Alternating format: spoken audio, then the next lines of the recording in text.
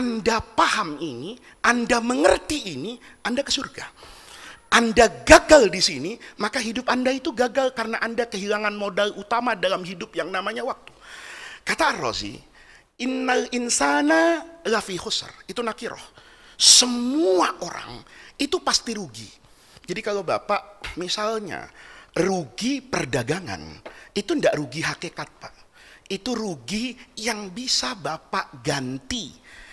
Bapak rugi kehilangan apapun, itu kata Quran, itu bukan lafi husrin yang umum. Karena dia bisa diganti. Tapi ketika Allah berfirman dengan waktu wal asri, demi masa, itu Quran bilang, orang yang tidak bisa memahami makna waktu, itu lafi husr. Itu betul-betul orang rugi. Kata guru saya, dulu saya tidak bisa paham. Kenapa sih sampai-sampai Allah itu bersumpah loh Pak, atas nama waktu. Allah itu bersumpah itu, yang paling banyak itu pakai waktu. Ada orang pasangan konon kabarnya sehidup semati. Pasangannya mati, tidak ikut masuk kuburan itu. Ya, mungkin dia nangis 7 hari 7 malam, mungkin dia nangis 7 bulan, mungkin dia nangis 7 tahun. Tapi tidak sedikit yang kemudian bangkit menemukan penggantinya. Bahkan ironisnya masih hidup sudah mulai cari-cari pengganti. Kenapa? Itu banyak di dalam hidup ini sesuatu yang kelihatannya pokok, tapi ternyata dia tergantikan. Manusia itu hidup sekarang itu kayak panggung Pak. Bapak bertemu dengan orang hebat apapun, dia pasti akan dimakan zaman. Akan lahir orang hebat baru, orang yang bisa berjalan dengan tuntutan zamannya. Oleh karena itu, kata guru saya, waktu itu untuk menunjukkan keterbatasan manusia. Ada yang tidak bisa dilawan oleh manusia, itu yang namanya waktu. Waktu itu sumber daya yang kalau sudah berlalu, dia tidak tergantikan dan tidak bisa diulangi lagi. Saya juga tidak tahu bagaimana cara menghentikan waktu. Kita kalau anak yang pernah sekolah jauh di pesantren itu kalau dikasih liburan, kadang-kadang kan setahun tidak boleh pulang, tidak ketemu sama orang tua. Apalagi kayak Dr. Mustaghfirin nih, sekolah di Al-Azhar dulu, mungkin 6 tahun tidak pulang karena tidak punya ongkos. Itu 10 tahun tidak pulang, bayangin. Itu ketika pulang, sekali pulang ke Indonesia, itu mungkin punya tempo 3 bulan. Itu menjelang hari akhir menghabisi masa liburan, itu kadang-kadang hari itu kepengen kita rem. Kalau sudah niatnya balik hari Sabtu, kita di hari Sabtu sebelumnya tinggal seminggu sudah menghabiskan 3 bulan, itu kita kadang-kadang gimana ya supaya Sabtu ini tidak ketemu gitu loh. Kita injek rem Senin, kita paksahan rem di hari Sabtu, gak bisa. Padahal manusia itu bisa menghentikan yang lebih hebat dari itu. Saya lihat Pak, yang paling unik itu kapal. Saya punya teman itu nahkoda kerja di luar negeri, bawa kapal yang lebih besar dari lapangan sepak bola berkali-kali itu. Saya tanya sama dia, kapalmu itu bisa direm enggak? Kata dia bisa. Kalau enggak bisa direm, gimana berhentinya? Saya tanya, gimana ngeremnya kapal? Kalau pesawat Airbus sebesar 380 pun, ketika dia menjejakkan kaki dengan berat ratusan ton pun, kan mungkin aja direm. Wong rodanya berputar, aspalnya diem, pasti berhenti. Kalau kapal itu gimana ngeremnya? Wong airnya juga cair, kapalnya juga di atas itu kemana-mana, itu ngeremnya gimana? Teman saya yang nahkoda tuh cerita, ia memainkan baling-baling itu. Kalau ibaratnya mestinya dia maju ke sana, kalau mau direm, dia dihadapkan dengan putaran yang berbeda, maka kapal itu bisa berhenti. Jadi hebat betul manusia itu yang bisa menghentikan kapal dengan bobot mati mungkin ribuan bahkan ratusan ribu ton di atas air. Kan sama, bagaimana caranya mobil kalau harus berhenti di atas aspal yang ada olinya sama tumpahan belut Pak. Itu rasanya, itu bagaimana caranya. Tapi manusia bisa Pak. Dulu orang takut, kalau Bapak bisa lihat teknologi manusia itu di Eropa, mobilnya kan ada ban kering, ada ban basah. Itu menunjukkan bahwa semua manusia itu selalu berusaha untuk mengatasi apa yang ada dalam hidup ini. panas diatasi dengan AC. AC diatasi oleh apa itu? Heater. Dingin diatasi oleh yang namanya heater penghangat. Jarak yang jauh diatasi oleh transportasi modern. Yang sekarang orang mungkin sudah tidak pernah lagi punya rasa kangen. Orang tanya sama saya, itu orang lebaran sekarang kok tidak ada kangen-kangennya sama saudaranya? Ya tidak ada, kata saya. Wong setiap hari lihat kampungnya, jangan kampungnya, meja makan neneknya kelihatan setiap hari. Kenapa? Nenek juga sekarang, nenek-nenek kontemporer, nenek modern nih, kan kayak Gen Z Pak, nenek-nenek itu. Ya, mau makan difoto dulu, cekrek, diupdate ke status WhatsApp-nya. Cucunya ngeliat, Masya Allah, nenek makan enak ya nek. Itu sama neneknya kalau komentar gitu di video call Pak.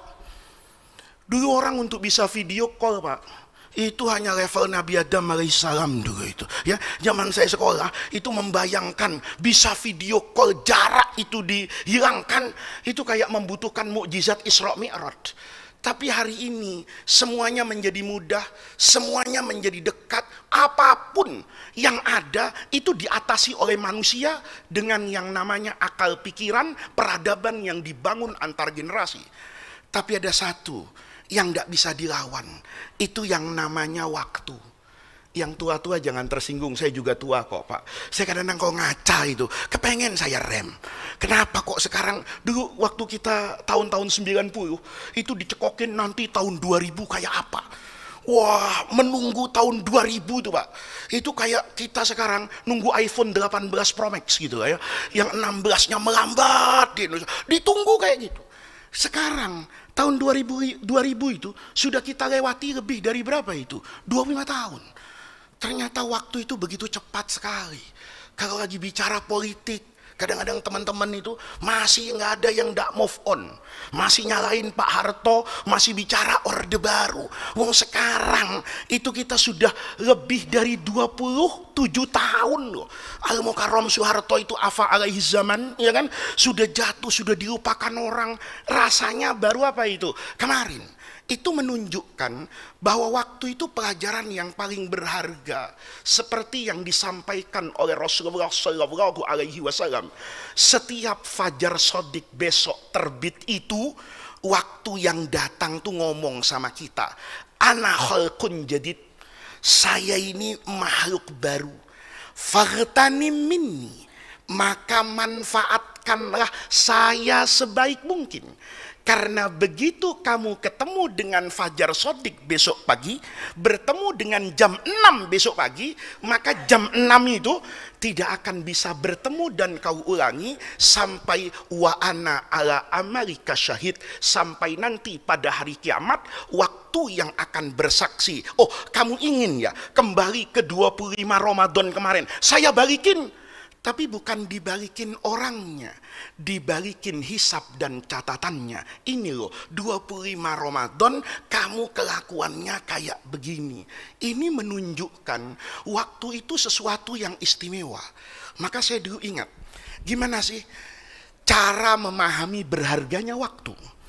Saya dulu ngaji Pak, kata guru saya juga dulu tidak pernah merasakan betapa berharganya waktu.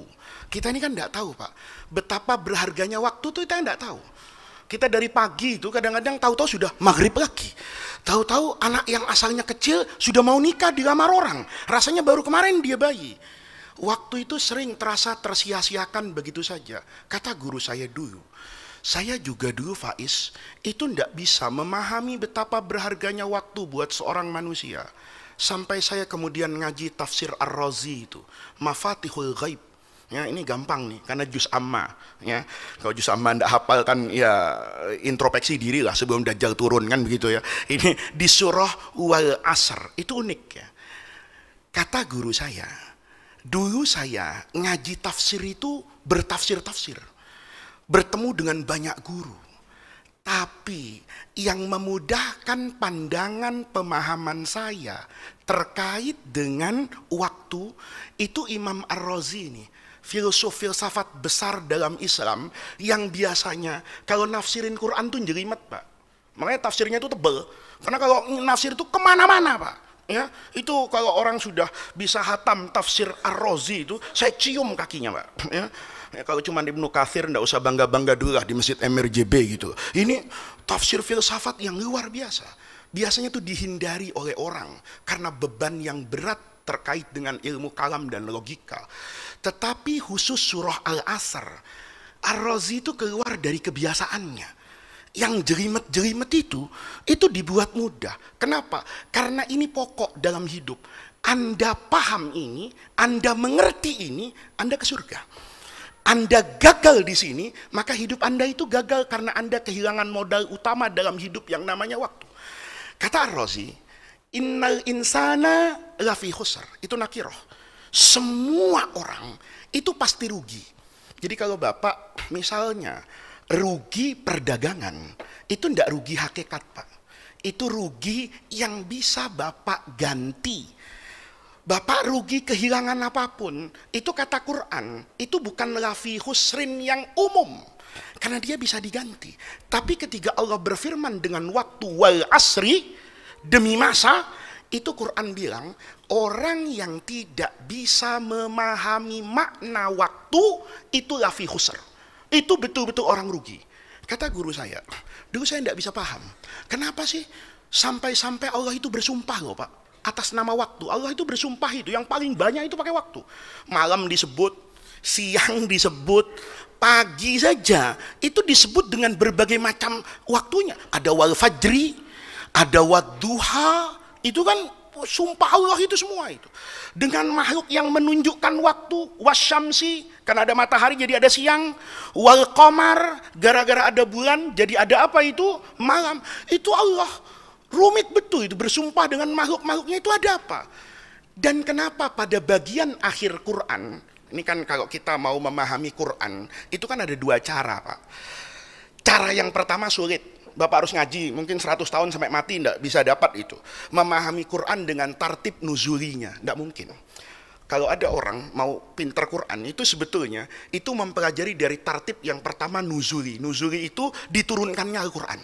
Kan ayatnya dengan surahnya itu tidak selalu sistematis seperti yang kita baca dalam mushaf.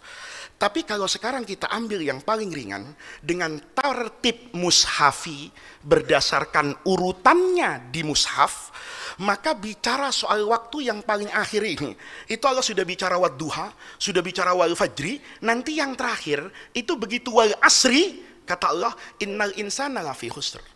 Kata Ar-Razi, saya tidak bisa paham, guru saya juga bilang begitu, tidak paham, sampai saya ngaji tafsir Ar-Razi. Kata Imam Ar-Razi, saya bisa memahami dahsyatnya makna ayat ini saat saya menyaksikan pedagang es di kampung saya. Nih, jadi Bapak tuh jangan suka merendahkan orang. Ngajinya sama yang pecian terus sama saya. Oh, ilmunya ndak lengkap, Pak. Karena ada ilmu yang mungkin saya miliki, tapi banyak yang tidak saya miliki. Ini Ar-Razi, alim besar ini, itu bisa ngaji sama tukang es. Ya, besok Bapak ada tukang kerupuk ngaji, Pak, sama tukang kerupuk. Tukang es itu jualan es, kan kalau dulu ndak ada freezer, Pak, ndak ada pendingin. Jadi orang jualan es itu kalau ndak laku ya cair. Maka ini tukang es ini ngider, Pak. Ya, ngider dari MRJB sampai Masjid An-Nasr Bintaro udah muter, ndak ada yang beli. Maka tukang es ini teriak, Pak. Teriak ini, curhat. Ya, kita kan suka begitu, Pak, beli Pak dagangan saya, sudah sore saya belum makan, biasa gitu. Ini teriaknya keren nih. Irhamu man yadhubu ra'su malihi. Kata orang ini, irhamu, kasihanilah saya. Kasihanilah man orang yadhubu yang mencair. Apa yang mencair? Ra'su malihi, dagangannya. Kan dagang es itu, Pak, kalau cair ya nggak jadi es gitu loh. Orang jualan es itu kalau esnya masih beku, Pak. Bapak kalau beli es krim cair itu bukan es krim, itu bubur kelamaan, kan begitu. Bapak kan tahu es batu itu, Pak, dia jadi es batu itu kalau beku dipecah-pecahin. Kalau sudah jadi air itu namanya sudah bukan apa itu, es lagi. Kata orang ini, irhamu, Kasihanilah man orang seperti saya. Yadhubu yang cair, apa rok sumarihi, pokok modalnya tuh cair. Kalau es ini cair, saya mau dagang apa? Kata Ar-Razi di situ, fa astaghfirullahal azim. Saya langsung beristighfar kepada Allah. Ternyata umur kita itu kayak es.